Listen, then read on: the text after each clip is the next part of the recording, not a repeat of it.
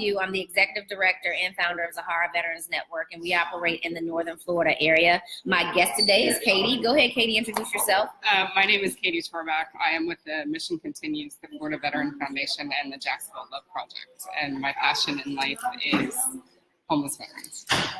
Yeah, so really, one of the reasons we had this town hall meeting tonight for female veterans in the Northern Florida area is because it's really come to our attention that the system for assisting female veterans here in the Jacksonville area really seems to be broken.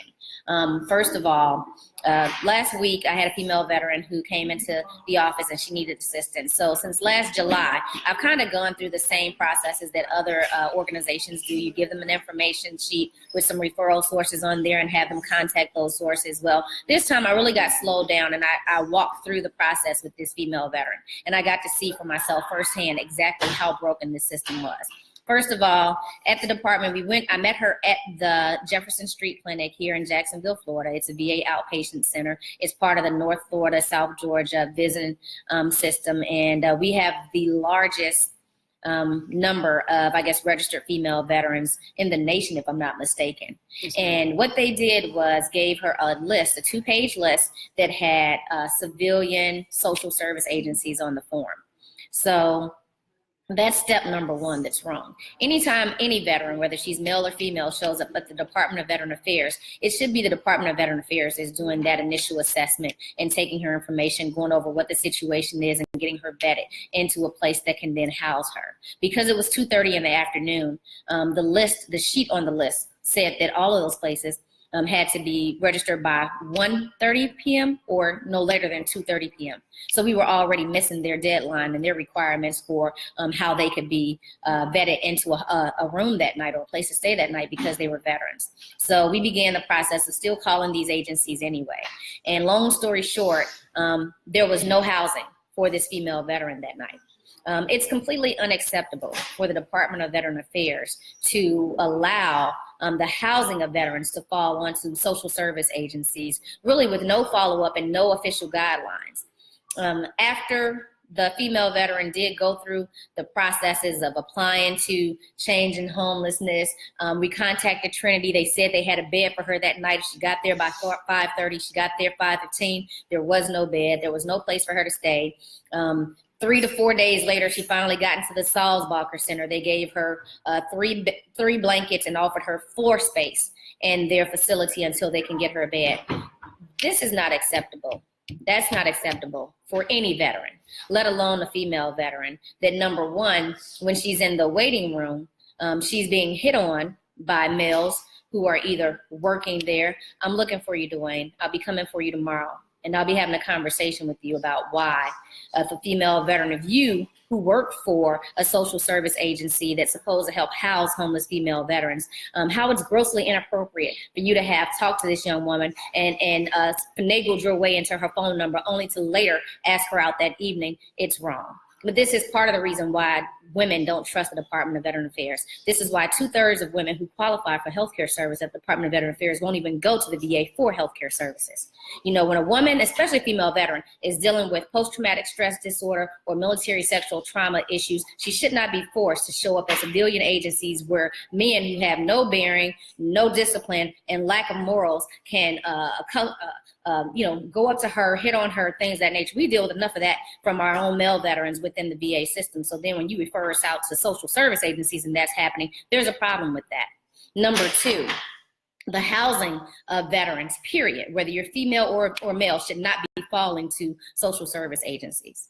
It should be something that the Department of Veteran Affairs is willing to address and set up formal systems where if you are a female veteran or male veteran, you show up at the Department of Veteran Affairs, you have a place to go where you can at least have your information vetted until you can get into one of those more long-term programs. So the other thing is that, can we really put a time frame on when you can show up at the VA and be considered homeless? If it's after 2:30 in the afternoon, if you have an emergency involving domestic violence and you have to leave your home, or you have any type of situation where you didn't know that you would be homeless, because I know the sheriff's office they don't have any type of notice that says you can't evict someone after 2:30 in the afternoon. So if you're getting evicted by the sheriff's office, you might not be evicted until 5 in the afternoon. So then what? You can't show up at the Department of Veteran Affairs and be given a place to stay for the night? Is not acceptable. There should be, and we are in Jacksonville. How is it that we're in Jacksonville, which has the highest concentration of veterans within the state of Florida? We have the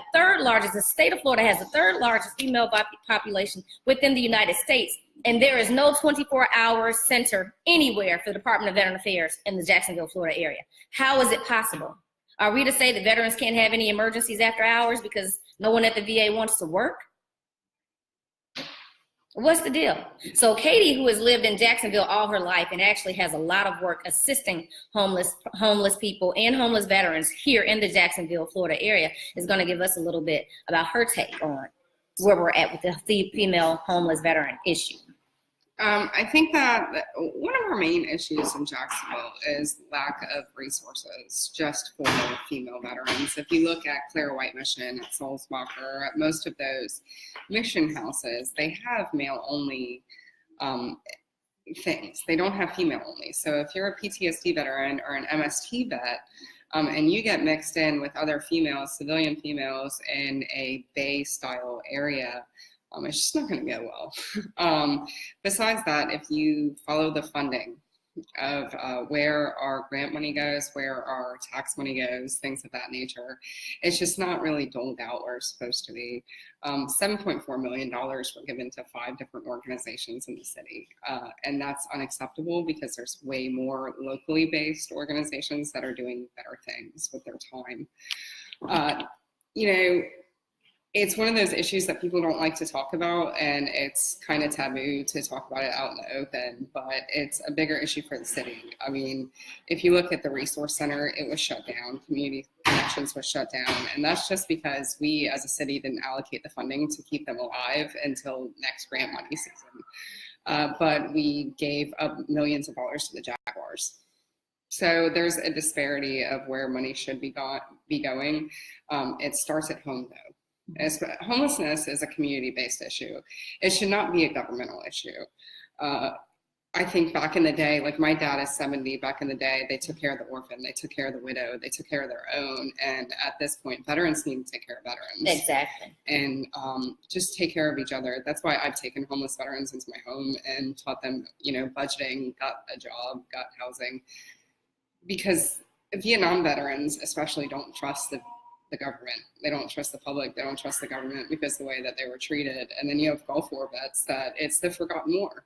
People forget about the Gulf War, that it even existed. And there's people out there seeking benefits that, nobody really cares about that war, or the Korean War, for example. And we need to do better. We need to do better for each other, for our city. We should have been the first people ever to solve veteran homelessness just on sheer populace, but we're not, and we're failing. And I think one of the bigger issues that we need is the homeless veteran stand down has to be done better in this city, where 2 other cities in the state, homeless veterans walk away with a house and a job. Here in Duval County, they walk away with a high five and some clothing, if they get their sheet signed, though. If you don't get your sheet signed, you can't get shit. Right.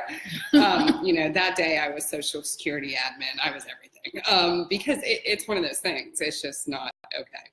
Right. To do that. So I'm going to give Katie the laptop, and she's going to make this mobile and take it out there, and we're going to continue this conversation.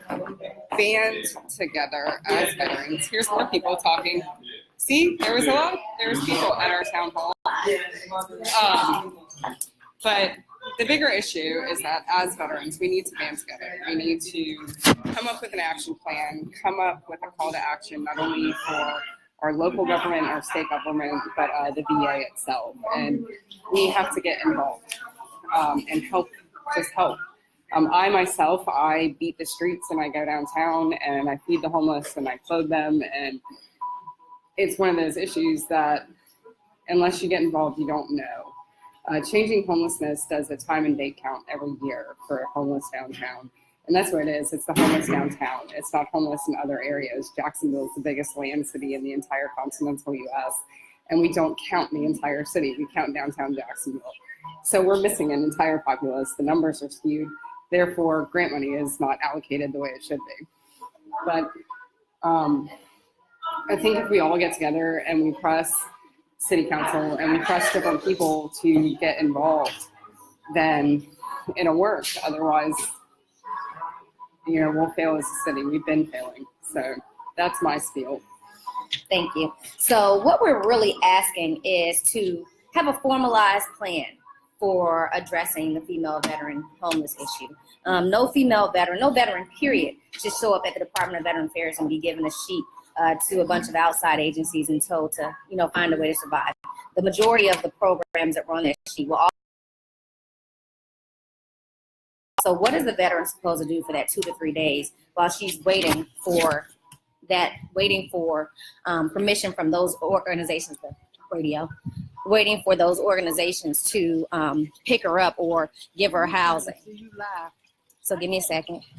So, lost my lighting. Yes, lost my lighting. Give me a second. I'm gonna make this work. So we are wrapping up here. Bam, there we go. So what we're doing is saying, today is February 28th.